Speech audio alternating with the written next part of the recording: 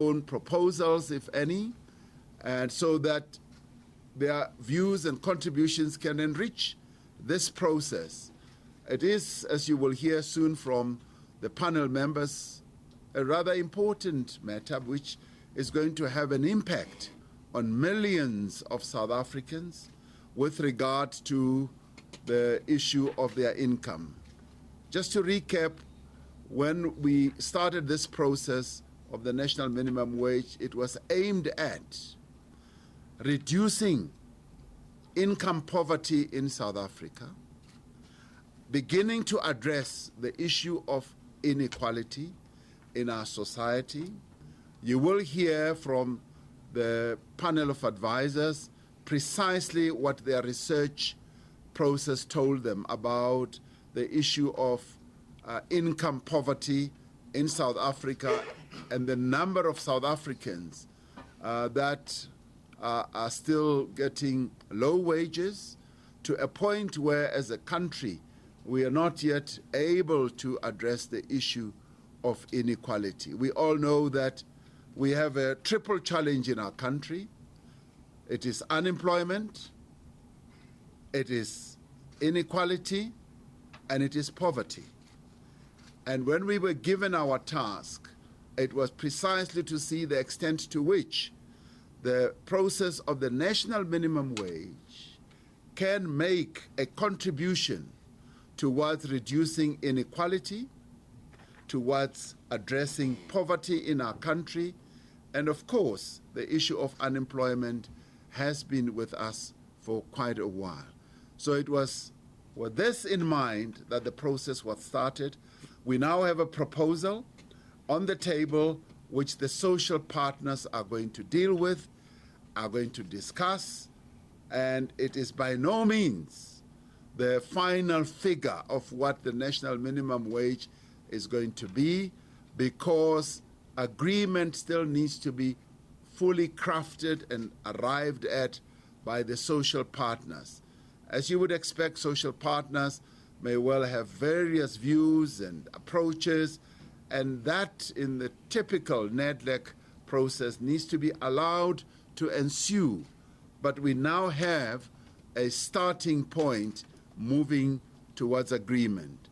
The panel has asked that I should put forward that magical number which they have arrived at, and they will then go into the process of elucidating it and explaining it in full.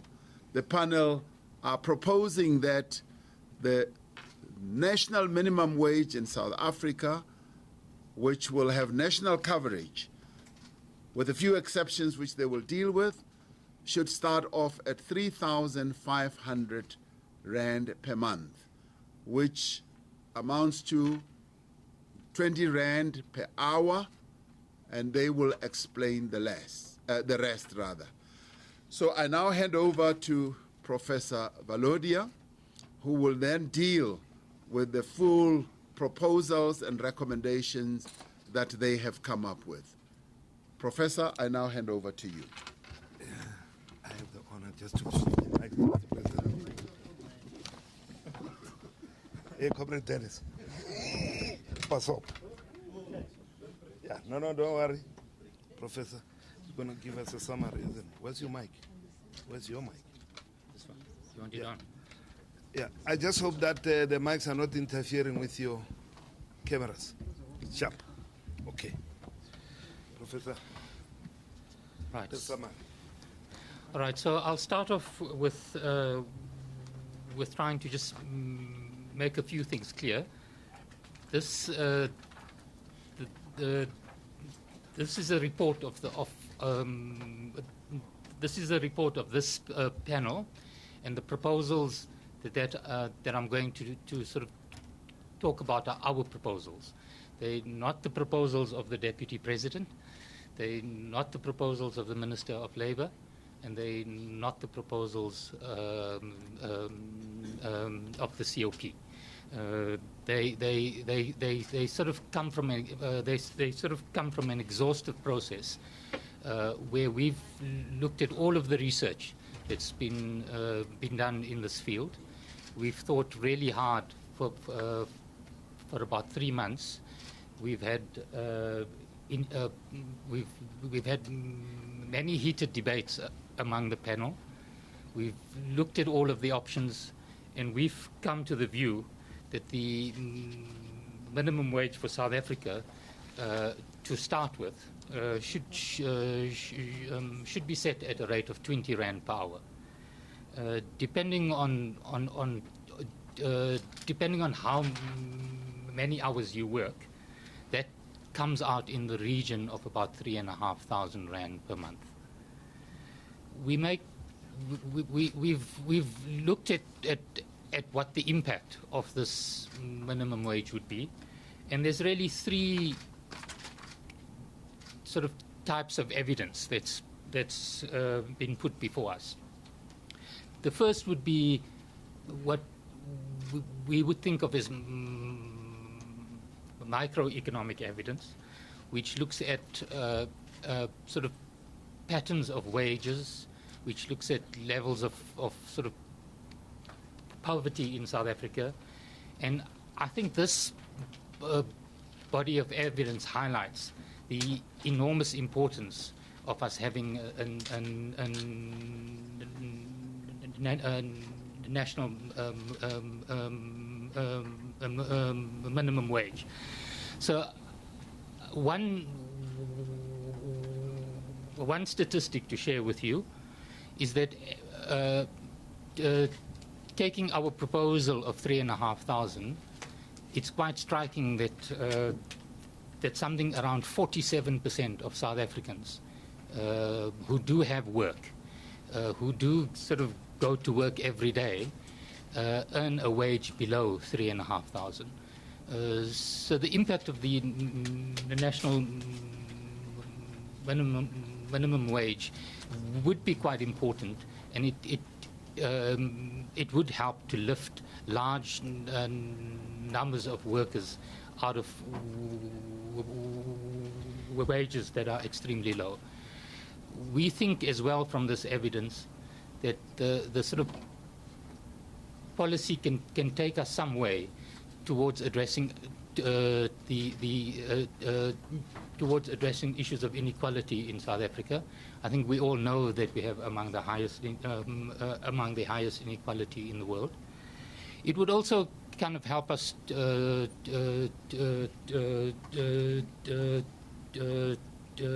towards doing something about providing a boost to economic growth in South Africa. So that's the first branch of the evidence that we looked at, which is the microeconomic evidence. Through our friends in the ILO, we were able to look at an enormous amount of research that's been done kind of around the issues of national minimum wages throughout the world. And there's kind of really kind of a few things to say about this. The first is that we're not the only ones to do this, that we kind of through this we would join a large community in the world where this has been done, and where this has been done where this has been done successfully. What we learn from that evidence is kind of really 3 things. Firstly, that when you embark on a sort of policy of this type, you have to really think about it, and you have to make sure, and that you have to do it in a way where you sort of basing it on evidence. So the sort of panel's really taken strongly the view that the national minimum wage should be based on quite robust research, and that any adjustments to it should be done based on strong evidence. 2, we learn also from much of the research around the world that in many sort of countries where this has been done, the kind of projections before you start is sometimes that this would lead to large numbers of job losses. Much of the research that's been done after these things have been done shows us that that many of those predictions have not been borne out by the events. So we take great sort of comfort from the fact that we're joining, that we would join the international community in this, and that the impacts are not nearly as bad as they sometimes made out to be. We also learn from the international evidence that these sort of policies do have quite a big impact to lift many poor people out of low-paid jobs, and that it does have an impact on measures of inequality, and it does have an impact to boost the economy. So these are all lessons that are quite good. The third sort of branch of research that we've looked at is about kind of projections that have been done on the likely impact in South Africa. And this is the part of the research that has been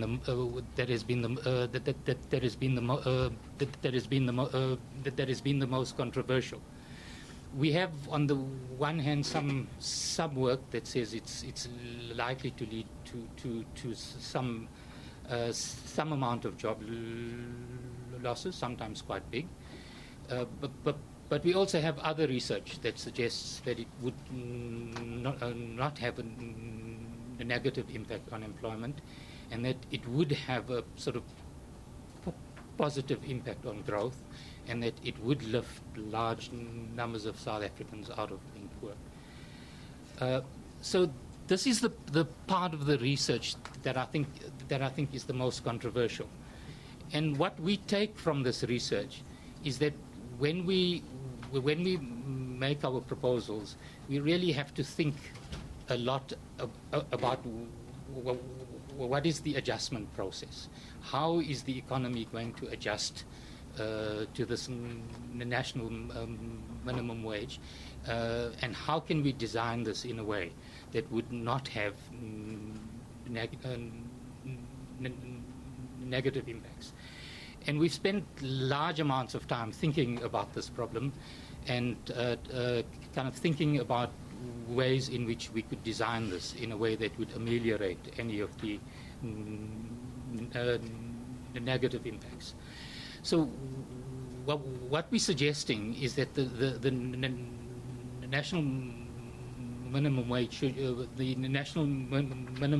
be announced as soon as it can be, so that the adjustment process would start immediately, but that you would have at least a 2-year adjustment process where you would keep it at the level of 20 Rand an hour and not make any adjustments to it over a 2-year period.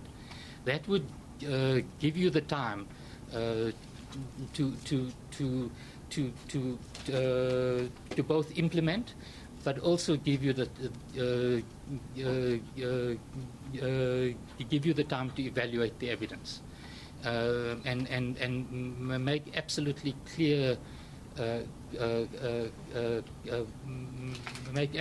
clear assessments about what the impact would be. In many ways, the problem that we have is many of the predictions are basically precisely that. They're trying to look into the future, and as much as we sort of do well when we look into the past, I think we don't really know for sure what the future is going to be like. And that's why we're suggesting that this adjustment process should be at least 2 years, and that we should have evidence, and we should assess the impact before we make any changes that that would happen after the 2-year period. We've also thought a lot about the small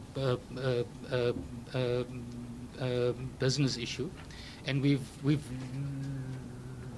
looked at at much of the evidence in this area. Our assessment is that low-paid work is not especially a problem of the small business sector. In fact, it's something that applies throughout the economy. But we do accept that the smaller you are, the much harder it is for you to adjust. And it's for this reason that we're making the suggestion that small businesses should have 1 more year to make the adjustment process. So whereas it would be 2 years for everyone else, it would be 3 years for the small business sector. We've also thought a lot about 2 sectors where large numbers of workers would earn much lower than the suggestion that we're making of 20 Rand an hour. And this would be the domestic work sector, where we're making the suggestion that in that sector there should be tiering, and that the wage in that sector should be 75% of the national minimum wage. We've also thought a lot about the agriculture sector, and this is an important sector because it's the one sector where we do have some evidence that wage rates going up have had an impact on employment. And here we're suggesting that the tiering should be at 90%. So in the agricultural sector, the wage would be 90% of the national minimum wage. We're also suggesting that there should be an exemption process for everyone. So anyone who can't afford to pay the wage, and there's good economic grounds for why they can't do that, should be allowed to apply for an exemption, and that exemption process should be clear, it should be concise, it should be based on providing evidence, and it should be efficient. And that should ameliorate any of the problems that might be associated with this. On the institutional design, we making the suggestion that we should set up a decent work commission, and that appoint within that sort of panel of experts and to make recommendations on the national minimum wage going forward, and that panel should also include members of business and members of the trade union movement. So let me then summarize. I think what we essentially saying is that we're in a that we're at quite an important sort of point in our history in South Africa, and that a national minimum wage offers us a really exciting opportunity to start to deal with some of the problems that plague our economy.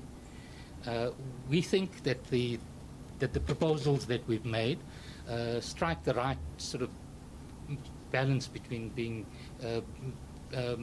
quite sort of bold to deal with those problems, but also act in a responsible way to make sure that what we're trying to do does not hurt those that we're trying to help the most. So I think I'll stop there, and if there's any questions, I'm sure the members of the panel would be happy to take them.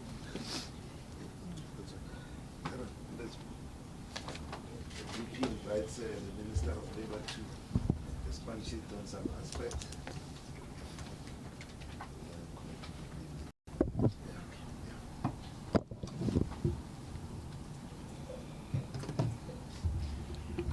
Thank you very much. Yeah,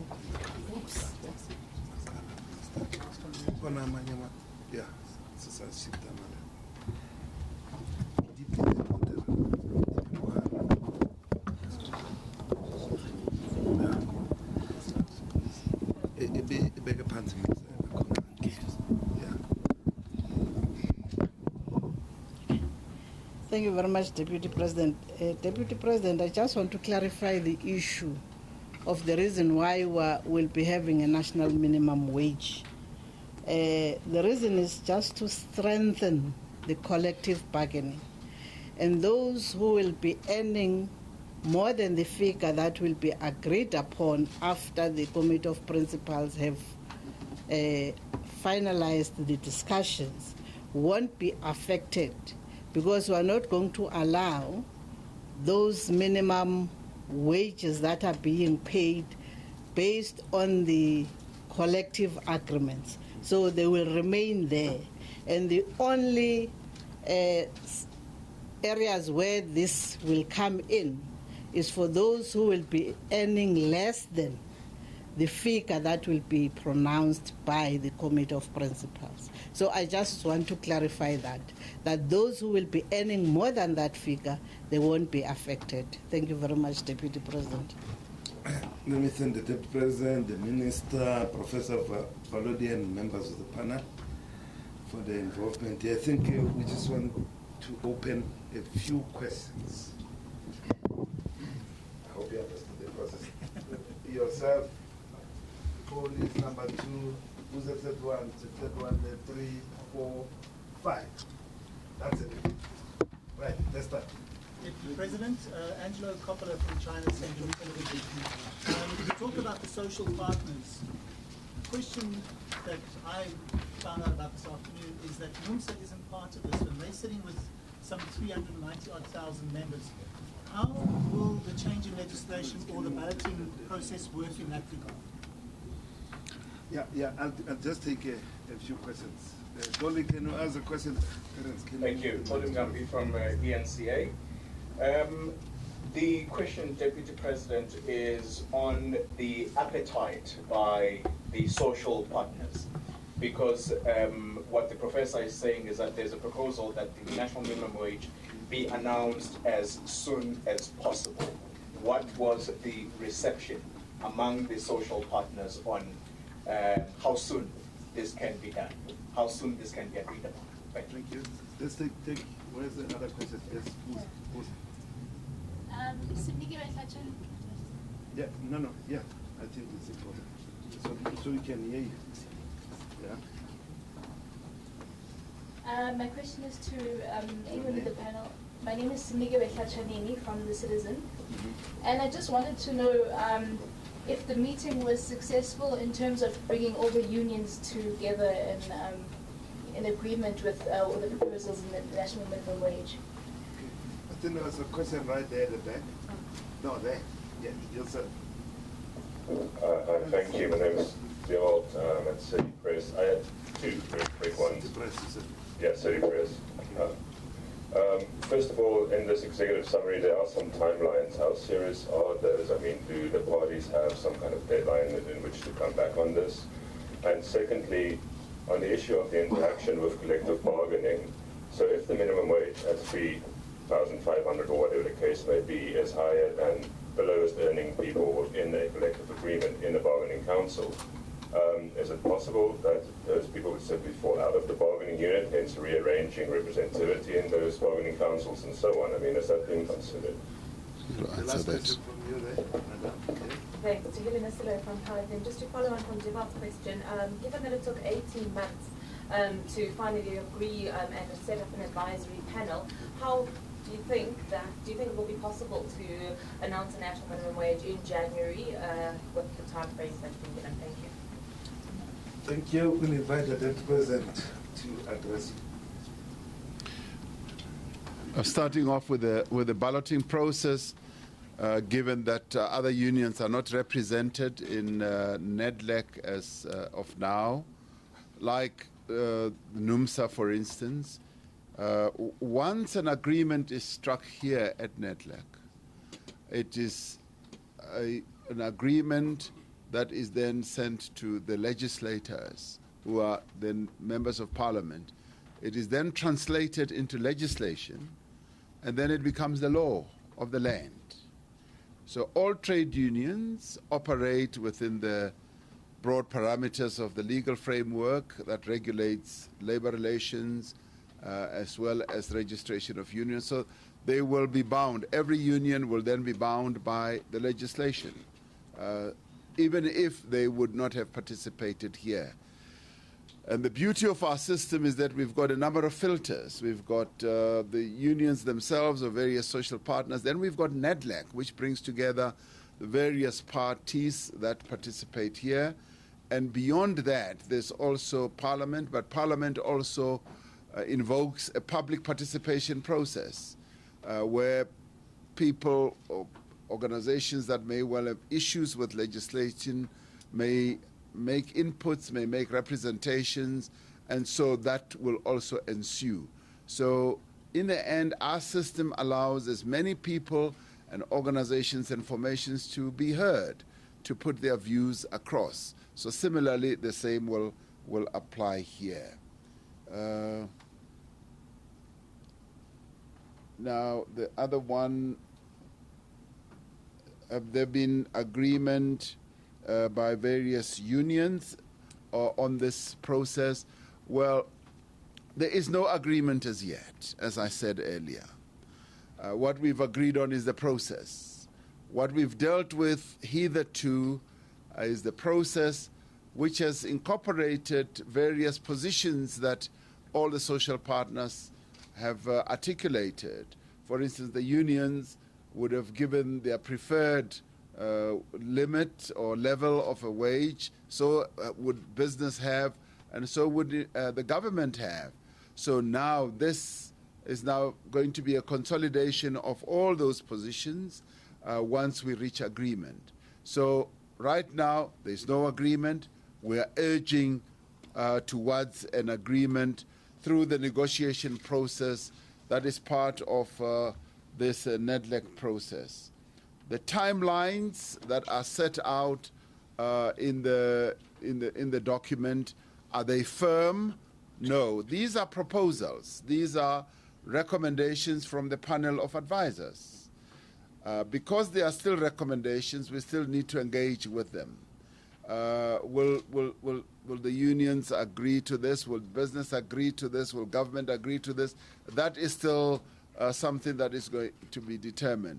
What is clear now is that because we now have clear proposals, we no longer going in different directions. We now have a process that can lead us to an agreement. This is a process that we've looked forward to having, all of us. We now have a better direction, better process. We can now move towards an agreement. Will we be able to do so before the end of the year? We're hoping that that will be the case. And if it isn't, we will have reasons why we will not have. What do unions desire? They desire that we should have finished yesterday. That's how eager the unions in our country are on having a national minimum wage inaugurated. So they would like us to move with greater pace, greater speed towards reaching agreement on the national minimum wage. Yes, it has taken all this time, 18 months. Is the end in sight?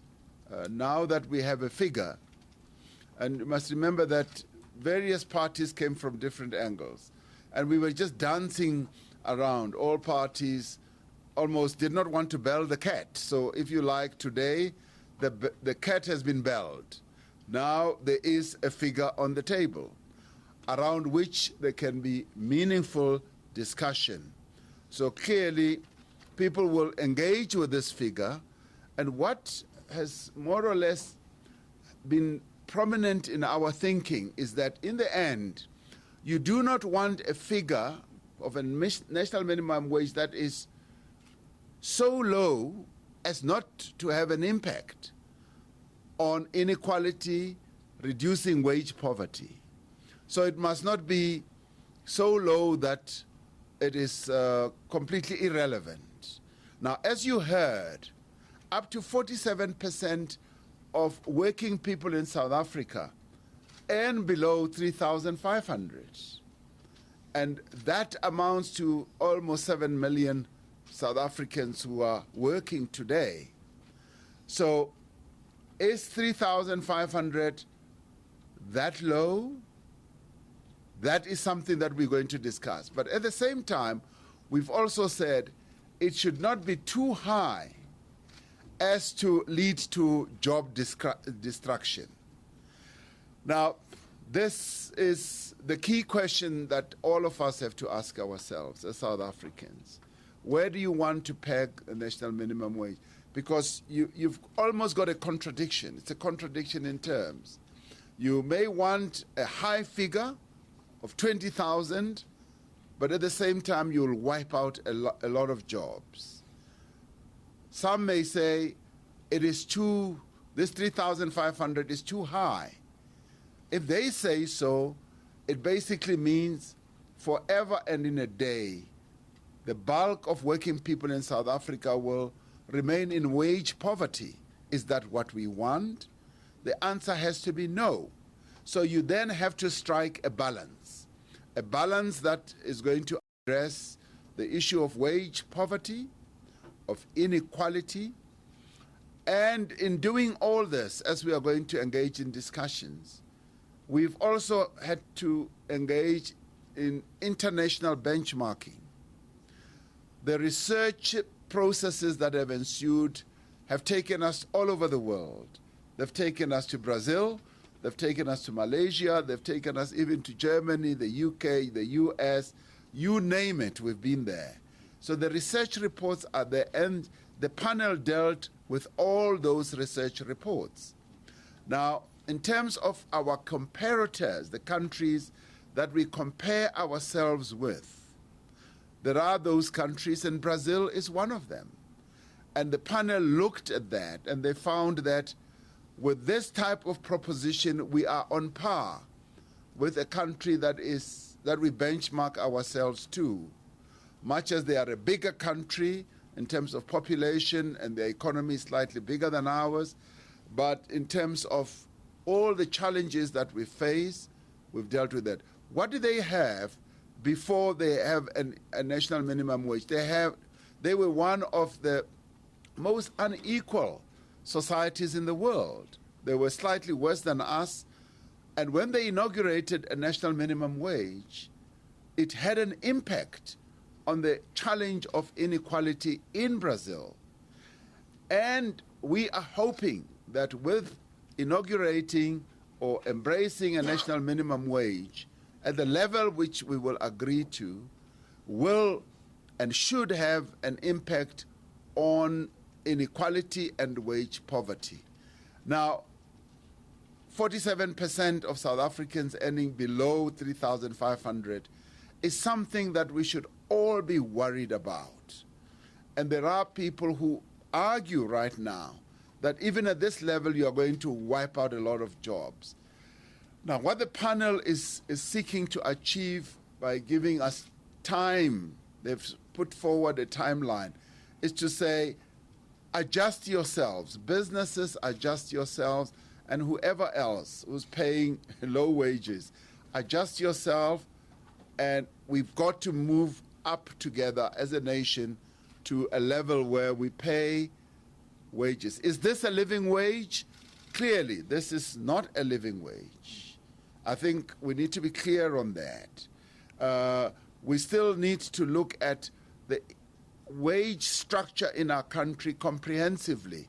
And this is but one of the ways of addressing wage inequality in our country. We still need to look at, for instance, the social security process or the social security package, which is already on the table, which we are going to be discussing as we move forward. So this is an attempt at addressing the challenge, as I said, of inequality, wage poverty, and truth be told, many South Africans today, even those who are working, are still classified as people who are poor. And clearly, this is something that should worry all of us. Should people who are earning a wage still be classified as being poor? In many of our minds, the answer should be no. So therefore, we need to use this as a tool, as an instrument to lift the wages of working people in our country. And this gives us a chance. We will have to see where finally we end up in terms of agreement. We may well end up higher, we may well end up at this level, but that is still going to be under discussion.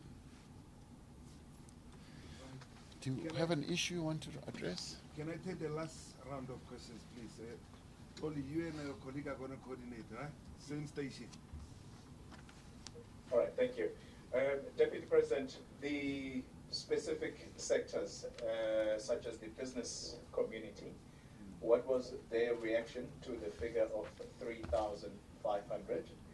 And also, specifically COSATU, we know that they'd already been quoted as saying they wanted 4,500, and their absence here, is it an indicator that we may be headed for a stalemate, and therefore this may not be done as quick as you say people want it to be done? Thank you. Madam? We can't hear you. Just use your mic next to you there, please. Okay, Gila from Soweto. I just wanted to find out, I know that the Deputy President has said that this still needs to go through consultation. Say that a figure of 3.5 has been agreed upon. What is going to be done to ensure that there is monitoring, that we monitor that people pay their domestic workers 3,000 pounds? Switch off the mic there. Thank you. Now my question links up quite a bit with hers in that stage. Can you just clarify for us exactly, you worked on 20 Rand an hour roughly to get to the 3.5. Say for example, I think as she said, it's a part-time employment. Is this the bare minimum? Doesn't matter the amount of hours paid? Or do you look at, like she said, as for example a domestic worker or someone that works part-time? Yeah. How does that affect that? Do you look at the hourly rate? Is this the bottom line? Thanks. I think that's the last question. Right? Thank you. That's our last round, Coley. Enjoy your day. Thanks, Deputy President. Okay, let me quickly, I'm going to allow Professor Valodia to deal with the other issues. The reactions from the social partners, all we did today was to receive the report, all of us, government included. I looked at my government colleagues and I said, guys, you ministers, high-flying ministers, what do you say? They said, Deputy President, allow us to go and study the report, interact with it and discuss it in cabinet committees and in the cabinet. So everyone is going to revert back to where they've come from to discuss this matter. Why is COSATU not here? It was agreed that this is the panel that is going to be presenting their report. And I'm just here to show my face. But more seriously, this press conference was never billed as a press conference where the social partners would be sitting together. We will be able to sit together, all of us, once agreement has been signed and sealed. We are still discussing, negotiating, and we are still involved in a process.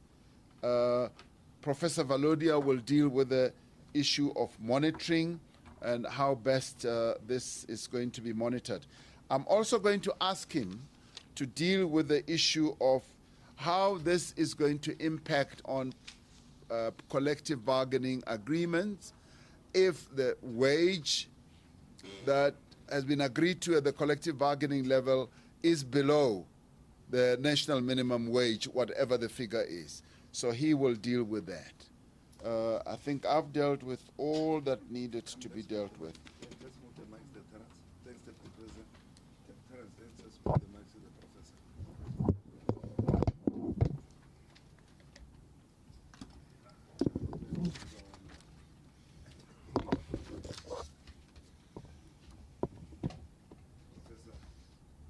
Right, so I'll deal with 4 issues. The first, the first is to clarify what exactly the proposal is with respect to part-time work. So what we're suggesting is that the minimum wage should be 20 rand per hour, but that anyone who works a day less than 4 hours should be paid for 4 hours. So if you want to convert the hours to days, then the minimum wage would be 80 rand per day for someone who works less than 4 hours per day. The kind of question around monitoring is something we thought about at great length, and we think we have quite an innovative proposal on this. So we start from the premise that we don't think that the national minimum wage should be we think that it should have all of the expertise and kind of all of the systems in place to make sure that it's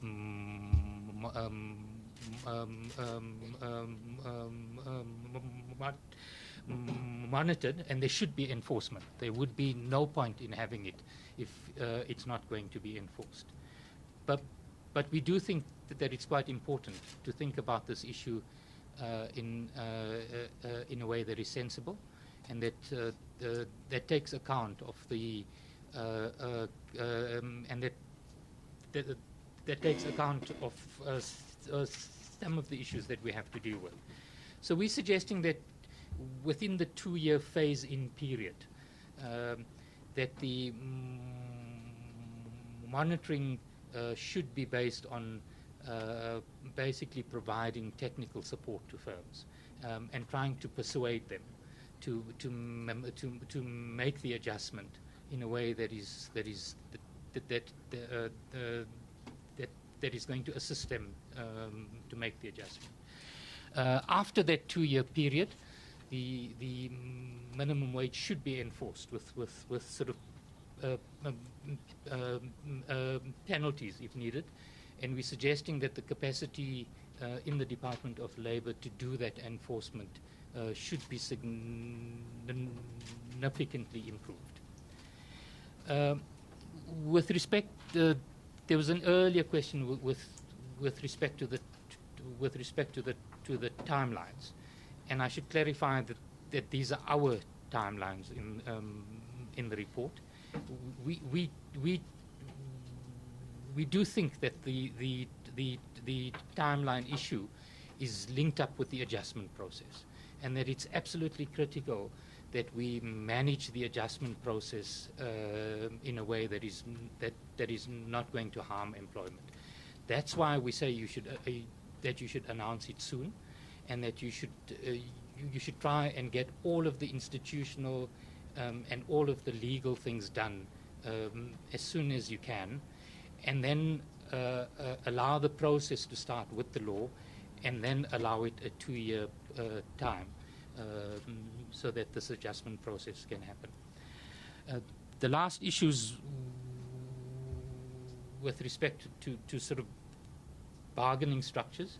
So what we learned from the international evidence is that you want the national minimum wage system to integrate with the collective collective bargaining system, and that you want the two to work together.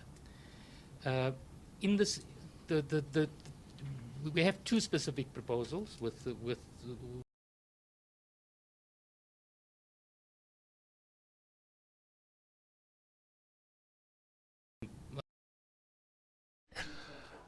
Well, there you've been watching the live pictures out of Rosebank in Johannesburg for the announcement of a proposed national minimum wage, which has now been set as a proposal still at 3,500 rands per month. But let's go back to that press briefing.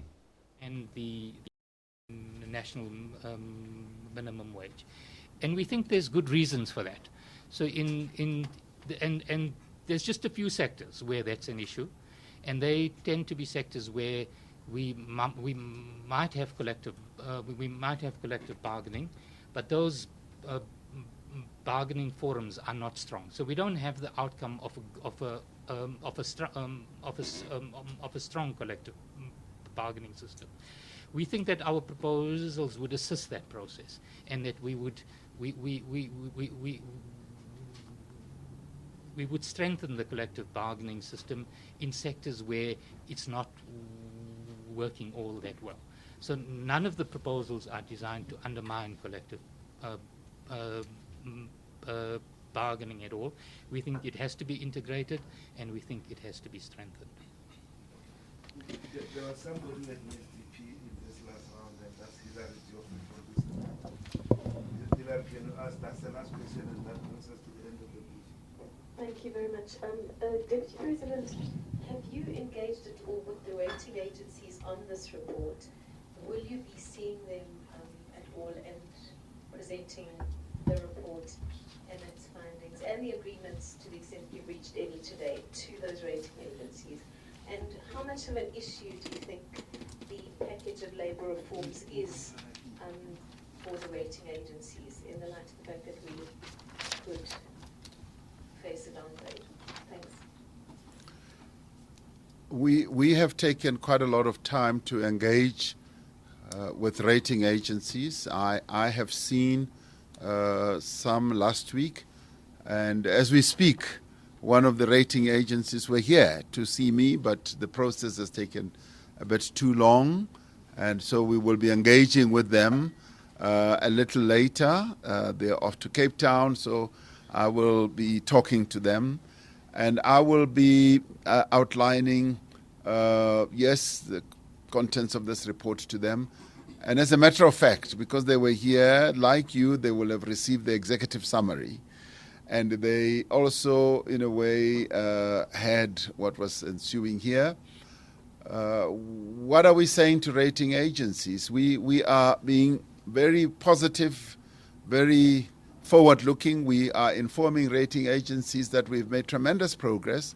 On the labour instability issue, we have made a lot of progress and have reached agreement on the key issues. For instance, on the issue of strike balloting, which was a major concern to many people who have been observing the labour relations landscape. There were disagreements, and we finally have an agreement. Obviously, it's going to be signed as a part of the whole package.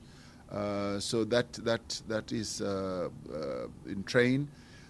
We have also reached agreement on how best we can try and prevent these very long strikes from having a negative impact on the economy, on workers and on businesses. And there's a public interest clause in the Labour Relations Act, which we are amending to enable us to be able to have a number of processes. One of those would be an arbitration process that is going to be able to get parties to stand back and to get the intervention in a very proactive and a practical way of the outside parties who will be seeking to assist all parties to reach agreement. So there's been a very positive response. We're waiting for the final drafts on this. And clearly we've informed the rating agencies. And let me say that we're doing all this, for ourselves, for our country, and to advance our interests. And inevitably, there are other people who are interested in what we're doing, and they happen to be investors and rating agency people. So we're doing it for us. But to the extent that they see that as an important process, we've been able to give them very positive news about what we are doing. And I'm rather glad that some of them were here because they can see how serious the social partners in South Africa are, meeting on a Sunday, trying to resolve this matter, and urging more and more towards agreement. If nothing else demonstrates seriousness, certainly this does. And that's precisely what we have been doing today. So the process has been consensual, has been moving towards resolving problems, engaging with each other robustly, and even getting a panel like this. I mean, the panel tell us that they fought amongst themselves. They differed amongst themselves, but they've assisted us to put a figure on the table. And we thank them for that. Now we take the process forward towards reaching agreement. And now on the national minimum wage issue, clearly the information we will give to them is that we now have a figure that we're going to structure our debates and our discussions around. And we believe that it is a figure that all of us can work with. We can see it as a figure that we can either improve on, accept, embrace. But the good thing is that what we were not embracing initially, a figure that is, we now have, and now we can engage with a figure. And the other issue, as you ask, that the rating agencies have asked was the state-owned enterprise reforms. I was able to brief those that I met, and I was going to brief the ones that I was going to meet today, the S&P ones, that we are making progress. And recently, Cabinet decided on a number of measures that are strengthening the reform process with regard to our state-owned enterprises. We've dealt with issues such as streamlining the board architecture of our state-owned enterprises in relation to appointments of those boards, strengthening the governance systems, and making sure that there is a measure of uniformity so that the various companies that are owned by the state don't do their own things, self-help things, and go in completely different directions. So that is an important reform process which has taken time, but we've arrived. We're now going to have streamlined governance processes. The other one is remuneration of key executives in state-owned enterprises. We've embarked on a process as part of the reforms that we are embarking upon to better regulate the remuneration processes, and the details obviously are still going to be finalized. But the fact that we've embraced this means that the government is wrapping its arms around state-owned enterprises in a much more effective way, and with a view of ensuring that they will function properly, they'll function effectively, and they will function with regard to the interests of South Africans as a whole. The other one that we discussed is how are we going to engage the private sector? How are we going to bring in the private sector to invest, I say, alongside government? That is also another important reform process. So we gave that information to the rating agencies, And my take was that they seemed to be nodding their heads and basically saying, this is progress. These are steps in the right direction. And in many ways, it demonstrates our level of seriousness as a government, as a country, to put things in order and to make things work in our country in relation to governance, in relation to all the things that we do in relation to our state-owned enterprises. Thank you very much. Thanks, Deputy President, Minister, Professor, and members of the panel, and new members of the media spending time with us. Thank you You're very welcome. much. Thank you. That was good. Thank you. So, we're in your hands. Yes, you are in my hands, and you be ready to engage with various of them. So we're setting up with each one next week Tuesday. Yeah. I just wish I had cabinet committee, because then I would have invited you to. Yeah. Oh yes. No. Yeah. But I will call upon you when the need arises. I'll call upon you when the need arises, and we will be able to get you to engage.